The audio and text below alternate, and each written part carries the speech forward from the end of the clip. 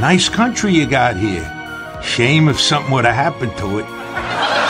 A lot can change, but as of right now, the likely matchup we're looking at is a rematch between Joe Biden and Donald Trump, and voters really don't seem to want that. Americans are not excited about the prospect of a Joe Biden-Donald Trump rematch. This is a rematch nobody wants. That Trump was like, fuck the Kurds, they didn't help us in World War II. He said that. They didn't help us in... So, wait, now we punish anyone who didn't help us in World War II? Because you know who didn't really help us in World War II? Germany. Was no help at all. At this point, the Biden-Trump rematch just feels like your 6-month checkup at the dentist. Like, when they ask you when you want to come back, you want to say never, but you know, you just have to pick a random Tuesday in November and get it over with. I want to talk about the writers who are on strike. Hey, everybody. I just want to take a quick moment to say that there's currently a negotiation going on with the Writers Guild of America and the studios. A strike might happen as of late tonight, which means this show will be interrupted and we won't be here to spend time with you. I want to say how grateful I am that both sides are sitting down at the table right now and that they're negotiating, and I'm hopeful that they will be able to come to an agreement. New rule, Chanel must admit that they are officially out of ideas for new fragrances. Introducing Jersey. An intoxicating blend of industrial runoff, Camaro exhaust, and ricotta cheese. Jersey, the scent that asks, what the fuck are you looking at? New Jersey! Thrilling the 2008 election was. Hundreds of thousands of people pouring into the streets across the country, hugging and celebrating all night. 2008 was like a coked-up midnight rave in a Brooklyn warehouse compared to 2024. A Biden versus Trump rematch is like a book club you feel obligated to attend, even though everyone there annoys the out of you. No, Jessica, I did not read the book. No one read the book. I'm here for the wine, and if you got a problem with that, you can go eat, pray, and yourself. This is a labor issue. This is a modern tech issue. This is a corporate America issue. And this is damn sure a MAGA, mega corporate media issue. Ted Cruz, who presents himself as the most all-American guy ever, born in Canada, his father's Cuban. He's half Canadian and half Cuban. He's got the gravitas of Justin Bieber. Combined with the people skills of Scarface. So he's a terrific candidate. This is a show that is built on strong writing. Strong writing is essential to this show. It's essential to any show where the host, myself, is at best a C+ performer. Really gotta have the jokes.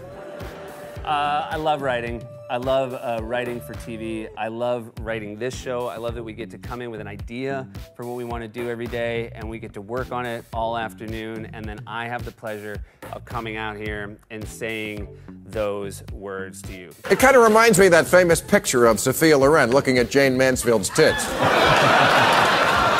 Oh, come on, you tramp. You're going to make us all look bad. Germany gets 74% of its electricity from renewables, and they don't live in the future. They're a real country. Turn left at Austria, it's right there. Look them up in a history book, they're always up to something. Or what about giving up on the idea of sending 12 million Mexicans back to Mexico?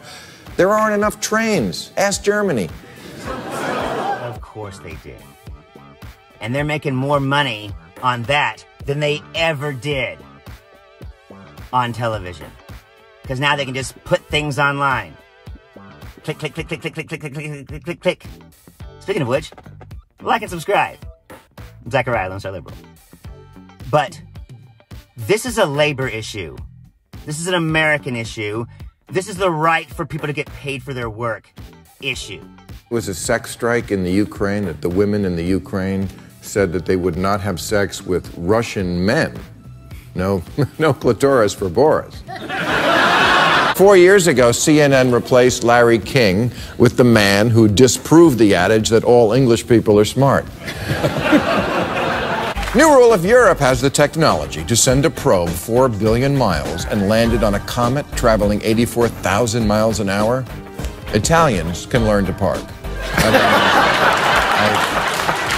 No one is entitled to a job in show business, but for those people who have a job in show business, they are entitled to fair compensation. They are entitled to make a living. I think it's a very reasonable demand that is being set out by the Guild, and I support those demands. Corporate America can make as much money as they want off this stuff, but they gotta cut in the people that made it. They said that loud and clear this week because they announced yesterday not only are they going to put out the next edition on time, but with 1 million extra copies. Yeah, I mean, my heroes. Compare that to Sony, who pulled the interview after one online threat. Congratulations, Sony. You put up less resistance than the French. So, for people who are going to grow up with the 3 parents and want to know where they came from, I've written a short book called Heather Really Has 2 Mommies. Would you like to hear? Okay. Because if anybody should be writing children's books, it is me. Oh, look at that. Okay, here you go. You asked where you came from, so here is your wish. Your special life began in a petri dish. It's not a big deal, it's just a corrective. Mommy number 1 is great, but her shit was defective. So we put Mommy's nucleus in the egg of the donor and fertilize it with sperm without even touching his boner. Such a procedure would make Americans skittish, but a threesome without sex is totally British.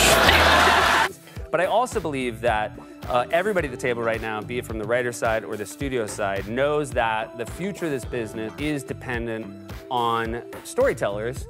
And so I'm optimistic and hopeful that because everyone at the table believes that, they're going to hammer out a deal and that I can be here with you tomorrow, because I promise there's no place in the world that I would rather be. Anyone that says otherwise is just a corporate hack. What do you want to bet? They're a Republican. I'm Zachariah, Lone Star Liberal. Y'all take it easy.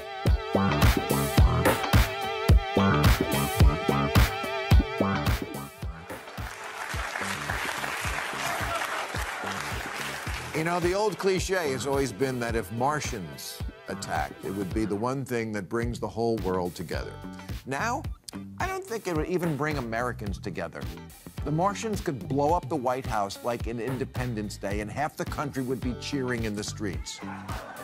When they said, "Take us to your leader," we'd start killing each other over who that is. Giant robotic tripods could be vaporizing New Jersey, and Republicans would say, "This is what happens in Biden's America."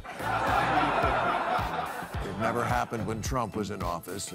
Democrats would point out how the death lasers were disproportionately affecting low-income communities and people of color, and AOC would tweet, "Stop demonizing the Martian X community."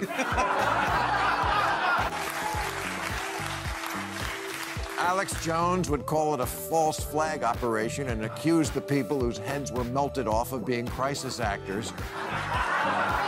Marjorie Taylor Greene would criticize the Jews for not using their space lasers on the Martians. And Lindsey Graham would volunteer for the anal probe.